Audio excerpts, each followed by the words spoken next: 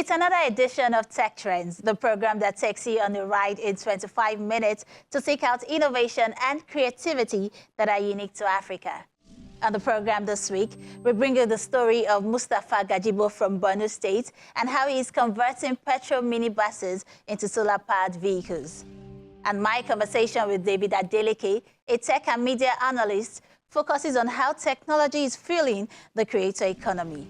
We give you more in a moment. Do stay with us. This is Tech Trends, and I'm Olayemi Ojunuga. Welcome to the program.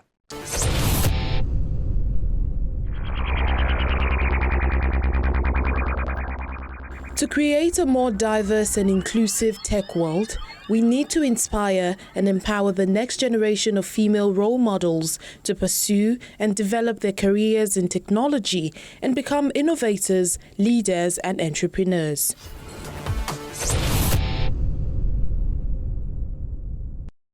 Nigerian entrepreneur Mustafa Gajibo has been converting minibuses into electric vehicles at his workshop in Borno State. He was a mechanical engineering student at the University of Maiduguri, but he put his education on hold to pursue his dream. Our team visited his workshop, and he takes us through his journey. On the roads of Maiduguri, Borno State, northeast Nigeria, electric minibuses are seen amidst petrol-powered tricycles and cars. This green and white made-in-Nigeria minibus plies the Baga Road, Kasua, and local passengers are seen going aboard as they can hardly tell its difference from other vehicles running on petrol.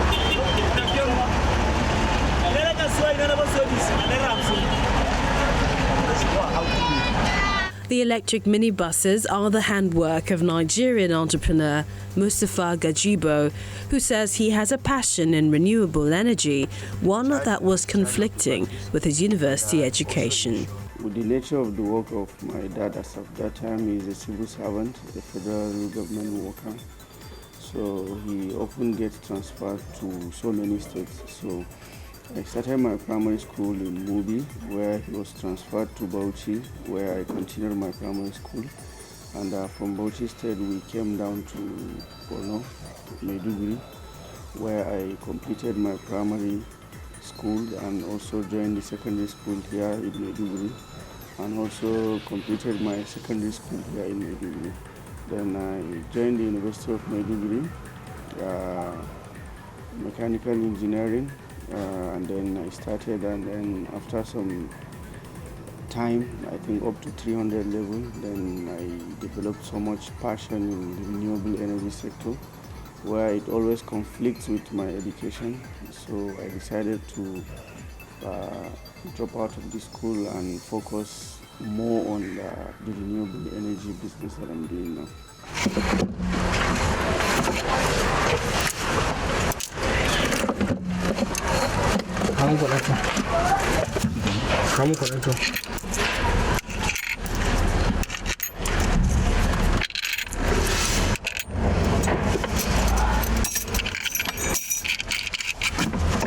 Mustafa Gajibo is the managing director of Phoenix Renewables, a company that designs solar-powered cars. He says he has always had a drive for innovation, technical creativity, and renewable energy. It was this drive that made him identify the problems in his immediate community. The whole problems that the whole world is facing, not only Nigeria, but not only Africa also, but the whole world. We are having issues of shortage in electricity, that's energy. We are having a lot of problem when it comes to mobility also. Prices of fuel are going up every day. And then also prices of transportation is also going up. And another concern is the climate change also. You know, the vehicles and the energy sources we are using mostly are fossil fuel powered. So they are causing so much damage to our environment. And I believe that someone somewhere have to come up with solutions to solve all these problems. But Mustafa's journey did not just begin with these EVs. Electric vehicles. As an innovative thinker, he identified a potential problem and came up with a solution. After going into the renewable energy sector, we have been building lithium batteries storage systems for home, factories, residentials, and even bigger industrial usage too. So when we mastered the lithium-ion batteries, and we now saw the possibility of using them to even build electric vehicles for mobility, because that's the same type of batteries that are being used for mobility and others. So, and with the current situation that our country and the whole world at large is facing when it comes to mobility, we could see that prices of transportation is just going up every day due to the high pump price. And the issue of, in our country today, we are having issue of subsidy removal and all these issues that might come up after the full subsidy removal. So I was just wondering, how will life be when the subsidy on fuel is fully removed? Even today, transportation is costing high. So you could imagine when the transportation fares, how they will rise when the subsidy removal is being put into effect. So in my own way, I'm coming up with solutions so as to solve these problems before they even arise. So that's why we went into building of electric vehicles for commercial use and even personal use. In 2018, Mustafa and his team created converting petrol-powered tricycles to electric, and by 2021, they could already design and build one from scratch. In the same year, they went into minibuses, their recent work which has now made them famous. The first electric tricycle we built was 2018. That was the first model of the tricycle. You could see it in our workshop here. That's the first prototype was built 2018, and subsequently we built many more after them.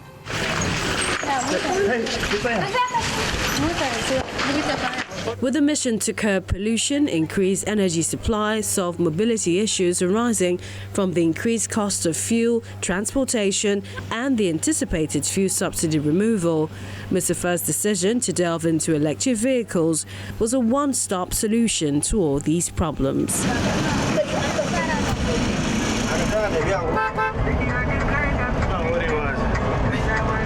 For a hardware startup, getting materials to work with, whether locally designed or imported, is one hurdle. Putting them together to fit properly is another, and Mustafa tells us how they did it.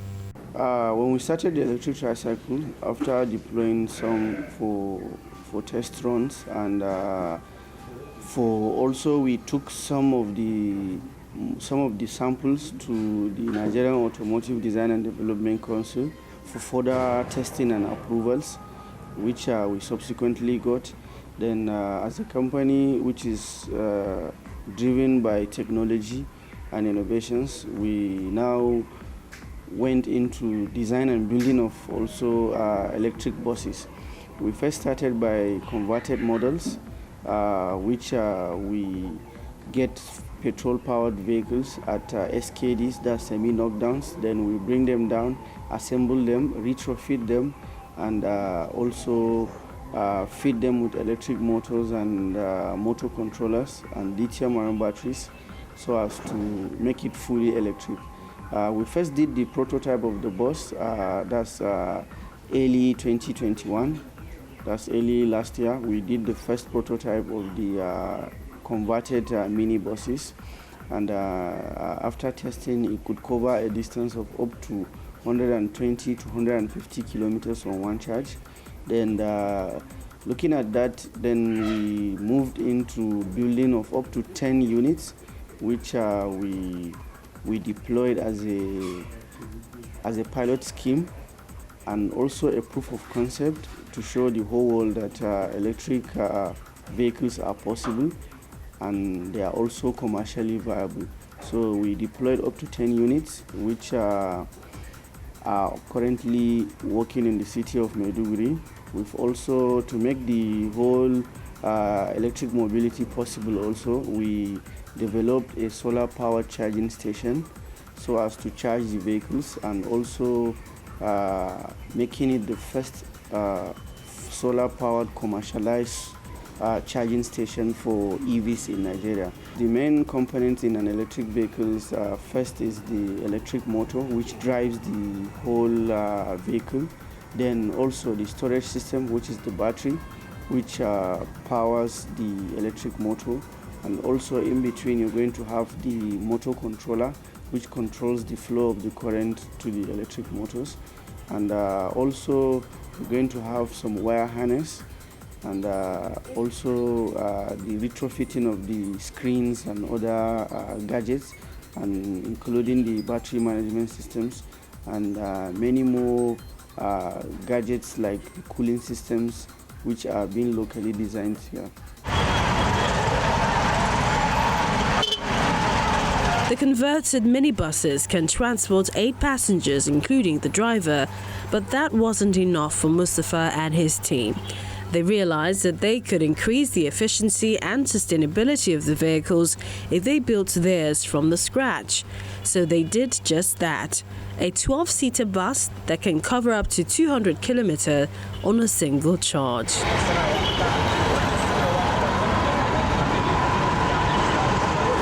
The first tricycle is a 4-seater tricycle that can cover a distance of up to 200 kilometers on one charge, and it has a loading capacity of up to 700 kg. It has some battery packs inside, which you get it fully charged, and when it is fully charged, it covers a distance of 150 to 200 kilometers. Actually, after testing the converted models of the vehicles, we find out that we could do more. We could increase the efficiency if these vehicles were actually designed and built by us, because you know, petrol-powered vehicles were not designed to be powered using electric motors and batteries. So the weight and other things were not put into consideration when building these vehicles. So as a company which is driven by technology and innovation, and with a very good research and development team, we sat down and come up with a design to start building these vehicles fully from the scratch. We have built a 12-seater bus which can cover a distance of up to 200 kilometers on 1 hour, and we also put into consideration a lot of challenges that we got at the converted models, which we tried as much as possible to develop more technology that will suit the need of the people. So this bus has a seating capacity of 12, can cover a distance of 200 kilometers on one charge. It is fully air conditioned. It's even having latest features of vehicles like voice command system, electric doors, and many more features that you can find in 2021 or 2022 vehicles. Just like many hardware startups building in Nigeria, the challenges Mustafa and his team face are not too different. Access to funding, technical manpower, materials to build with, and even foreign currency shortages are some of them. You know, this is something that has never been done in this part of the world. So you're not going to find it easy to source for raw materials to build such technologies. But you know, as we are evolving all the time, we are looking at possibilities and ways so as to increase our local content, because we could not reach a sustainable economy as far as we are depending on importing most of the raw materials we use in building our technologies. So far, they have built 50 electric tricycles, which are located in different locations across the country, including the University of Abuja and in Lokoja, Kogi State. 10 units of the electric minibuses are also plying the roads on Maiduguri for the pilot scheme. And for now, Mustafa has one charging station powered by solar for the electric vehicles.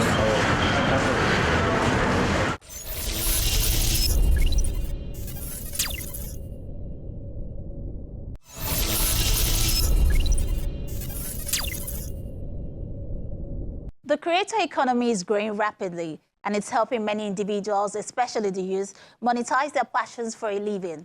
but not without the help of digital platforms. This new space for creators has been said to be another step in technological innovation. In my discussion with David Adeleke, who is a tech and media analyst, we explore how technological innovations are propelling the creator ecosystem. Take a listen. So the creator economy is essentially an ecosystem enabled by business and technological innovation that allows anybody from anywhere in the world to create content and monetize it in simple terms. So it doesn't matter who you are, it doesn't matter what you do. You can be a doctor, you can be a physician, you can even be a preacher, right? As long as you are creating money, you're creating content, you build an audience, a community, or a fan base, and then there are tools and platforms that help you monetize that fan base.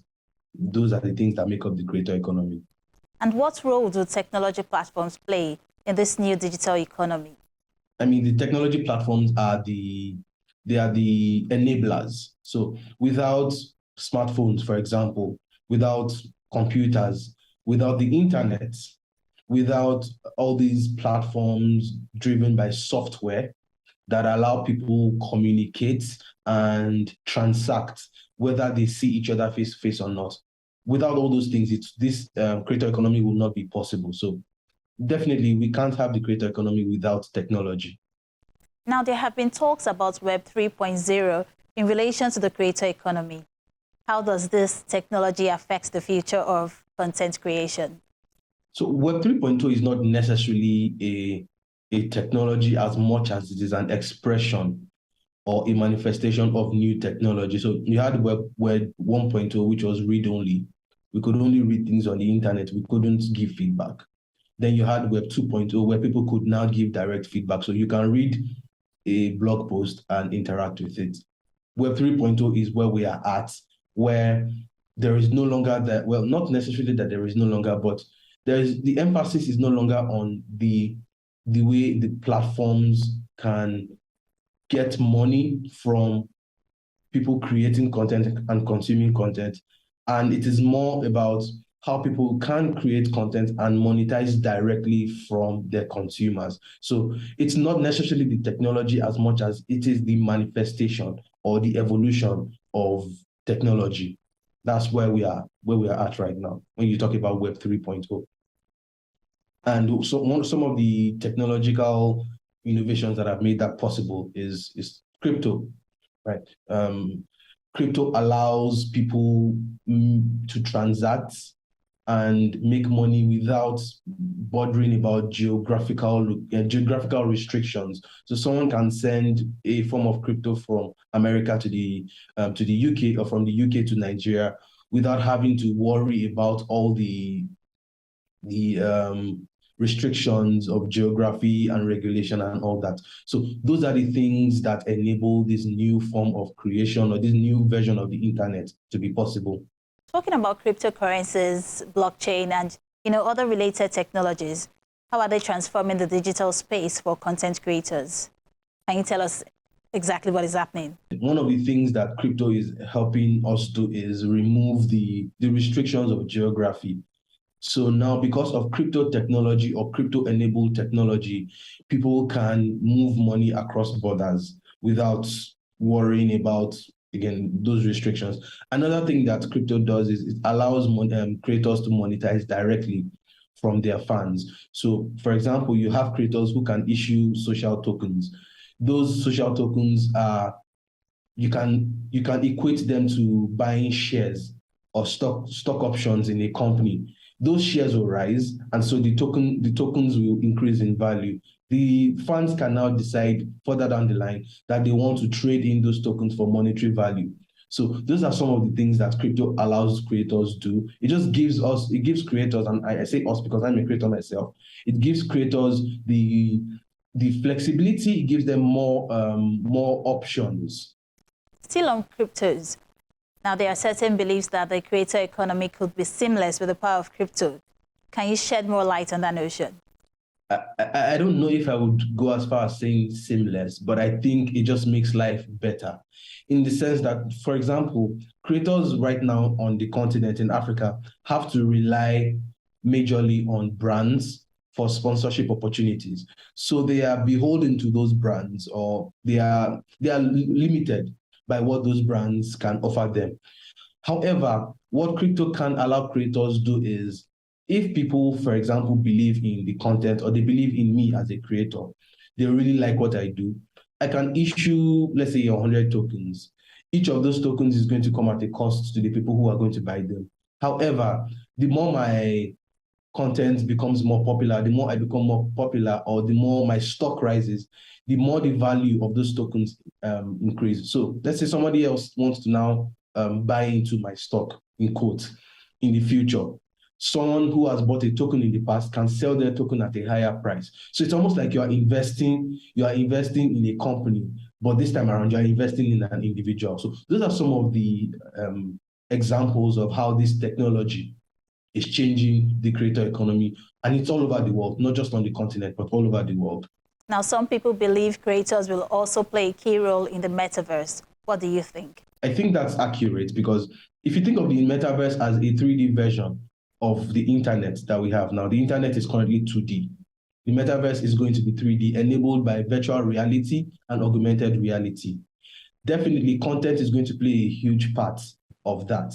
And it only makes sense for creators to become vital in the metaverse. However, what is also important for creators is for creators to not just think of themselves as, again, creators, people who create content, but as people who can own and have a stock or have a say in how the metaverse develops, in how content is created within the metaverse, how content is distributed, and how content is monetized. So I think you're going to see more creators go from just creating content to becoming more business savvy, thinking more about ownership, thinking more about shares, stock options, and even innovation, becoming more actively involved in the process of innovation.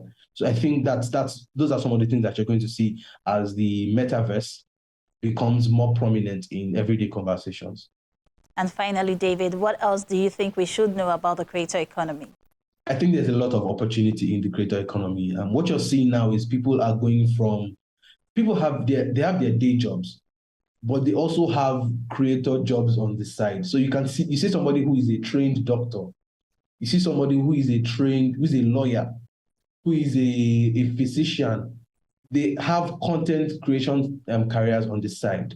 What you're going to see is more people growing up, aspiring to become content creators, not just having it as a side hustle or as a side interest, but as the core part of their professional development and their professional career. So I think for companies on the continent, there has to be more interest in investing and building infrastructure that creators in this part of the world can use and make money from, because it's going to be a win-win situation.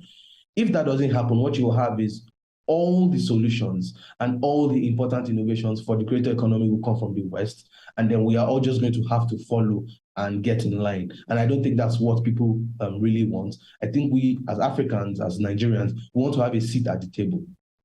Well, thank you so much, David, for joining us on the program. It was such a pleasure having you. Thank you very much for having me.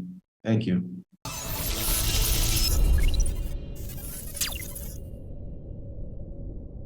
And it's a wrap on the show this week. Thank you for staying with us. As always, we will continue to show you how startups, big techs, and inventful thinkers are crafting homegrown solutions using technology in the country. And if you missed any parts of the show, you can always catch up on social media at Tech Trends TV or on the Channels TV YouTube account. For Tech Trends, I'm Olayemi Odunuga. Bye for now.